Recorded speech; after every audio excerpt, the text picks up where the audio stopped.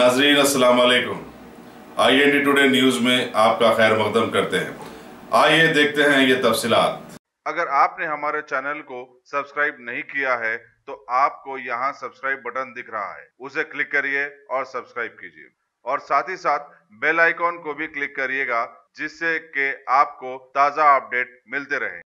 रियासत के साबिक वजीर और अपोजिशन लीडर कानून साज काउंसिल मोहम्मद शब्बीर अली ने कामारेड्डी में ईद मिलाद तकरीब मुनक़िद की, जिसमें मुकामी अफराद के अलावा सरकारी ओहदेदारों और मुख्तलिफ सियासी जमातों के कायदीन शामिल हैं, जिनमें district collector doctor Satyanarayana, superintendent police Savita, joint collector Sattaiah, सदर माइनॉरिटी सेल TRS मुजीबुद्दीन और दूसरे शामिल हैं। ईद मिलाद की ऐसी तकारीब दिलों को जोड़ने और भाईचारगी के फ़रोग़ में मावन साबित होती रही हैं।